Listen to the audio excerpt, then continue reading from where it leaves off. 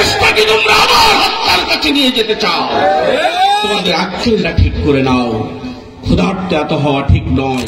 আওয়ামী লীগ কি কাজ করেছে সেইটা দেখার পর এই জাতির ঘুম যখন ভাঙে না, তখন ওই কথাই বলতে হয়, তোমার আক্কেলটা কি বাবা?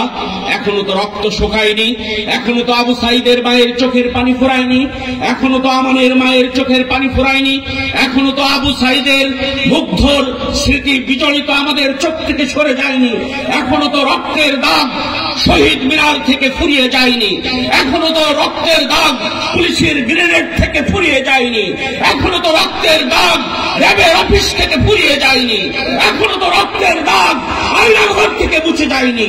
তোমাদের আক্কেলটা কি? দেশটা কি তোমরা আবার ভাগাভাগি করতে চাও? দেশটা কি তোমরা আবার বিকিয়ে দিতে চাও? দেশটা কি তোমরা আবার হত্যার কাছে নিয়ে যেতে চাও? তোমাদের আক্কেলটা ঠিক করে নাও। ক্ষুধার্তে এত হওয়া ঠিক নয়। আমরা জামাত ইসলামের কর্মীদেরকে বলি, আমাদের অর্থ নেই খুবই সত্য, আমাদের প্রভাব নেই সত্য, আমাদের কলকারখানা নেই সত্য, আমাদের অনেক টাকার ব্যাংক ব্যালেন্স নেই কথাটা সত্য, কিন্তু এটাও সত্য জামাত ইসলামের কোন নেতা কর্মী বেকার নয়, এটাও সত্য। আমরা ভ্যান চালিয়ে খাই কিন্তু দুর্নীতির কাছে যাইনি, আমরা ইমামতি করে খাই দুর্নীতির কাছে যাইনি, আমরা ছোট ব্যবসা করে খাই, ঝাল পেঁয়াজ বিক্রি করে খাই, অন্যের ব্যবসা প্রতিষ্ঠান থেকে চাঁদা তুলে নে, আমরা পিয়নের চাকরি করি কিন্তু চাঁদাবাজি টেন্ডারবাজি করি। জামাত ইসলামের সাথে লাগতে যাওয়া সম্ভব নয়।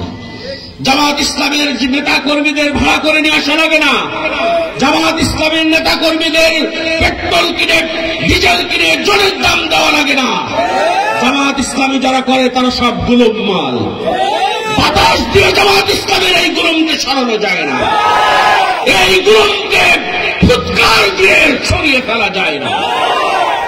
জামাত ইসলামী পকেটের টাকা দিয়ে রাজনীতি করে, রক্ত ঘামানো টাকা দিয়ে রাজনীতি করে।